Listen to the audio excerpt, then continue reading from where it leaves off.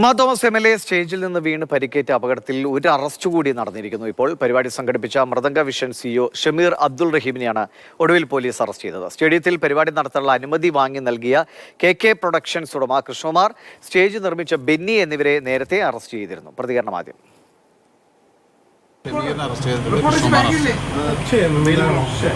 നിലവിലത്തെ സാഹചര്യമാണ്. എന്തായാലും ഇവിടെ ഉണ്ടാവും.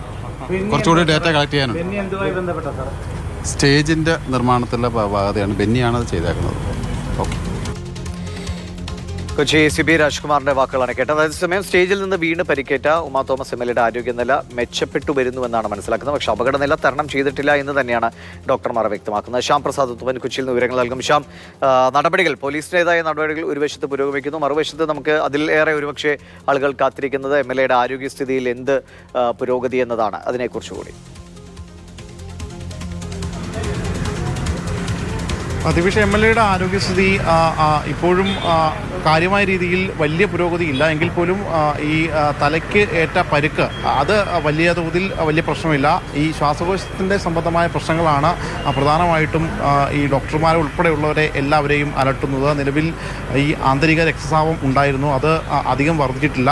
അതോടൊപ്പം തന്നെ ആൻറ്റിബയോട്ടിക് ഉൾപ്പെടെയുള്ള കാര്യങ്ങൾ നൽകുന്നുണ്ട് എന്നതും ഡോക്ടർമാർ വ്യക്തമാക്കുന്നു. നിലവിൽ കോട്ടയം, അതോടൊപ്പം തന്നെ കളമശ്ശേരി, ആസ്റ്റർ എന്നീ 3 ആശുപത്രികളിൽ നിന്നുള്ള വിദഗ്ധരായിട്ടുള്ള ഡോക്ടർമാരാണ് MLAയുടെ ആരോഗ്യസ്ഥിതി ഇപ്പോൾ പരിശോധിച്ച് വരുന്നത്.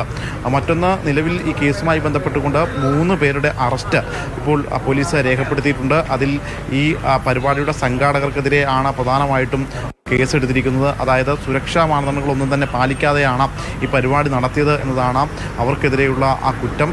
അതിൽ ഇതിൻ്റെ സംഘാടകരായിട്ടുള്ള ഇതിൻ്റെ CEO, മൃദംഗ വിഷൻ്റെ CEO ഷമീർ അബ്ദുൾ റഹീം, അതോടൊപ്പം തന്നെ ഈ പരിപാടി നടത്തുന്നതിന് വേണ്ടിയിട്ടുള്ള പേപ്പറുകളും കാര്യങ്ങളും ഒക്കെ ശരിയാക്കിയ KK പ്രൊഡക്ഷൻസിൻ്റെ ബന്ധപ്പെട്ട ഉദ്യോഗസ്ഥൻ, അതോടൊപ്പം തന്നെ മറ്റ് ഈ പന്തൽ നിർമ്മിച്ച മുളന്തുരുത്തി സ്വദേശി ബെന്നി എന്നീ 3 പേരെയാണ് നിലവിൽ പോലീസ് അറസ്റ്റ് ചെയ്തിരിക്കുന്നത്. ഈ 3 പേർക്കെതിരെയും ജാമ്യം ലഭിക്കാവുന്ന വകുപ്പുകൾ തന്നെയാണ് ചുമത്തിയിട്ടുള്ളത്. അതുകൊണ്ട് തന്നെ ആ ജാമ്യം ലഭിക്കും. പക്ഷേ നിലവിൽ ഇവരിൽ നിന്ന് കൂടുതൽ വിവരങ്ങൾ ശേഖരിക്കേണ്ടതുണ്ട് എന്നതാണ് പോലീസ് പറയുന്നത്. അതുകൊണ്ട് തന്നെ കൂടുതൽ വിവരങ്ങൾ ശേഖരിക്കേണ്ടതുള്ളതിനാൽ തന്നെ ഇന്ന് വിടുന്നത് സംബന്ധിച്ചൊരു വ്യക്തത പോലീസ് വ്യക്തമാക്കിയിട്ടില്ല. നിലവിലിപ്പോൾ ഈ 3 പേരും ഈ പാലാരിവട്ടം പോലീസ് സ്റ്റേഷനിലുണ്ട്. ഇപ്പോൾ ACP P രാജ്കുമാർ ഇവരെ ആദ്യഘട്ടത്തിലുള്ള ചോദ്യം ചെയ്യൽ പൂർത്തിയാക്കിയ ശേഷം ഇവിടെ നിന്ന് മടങ്ങി.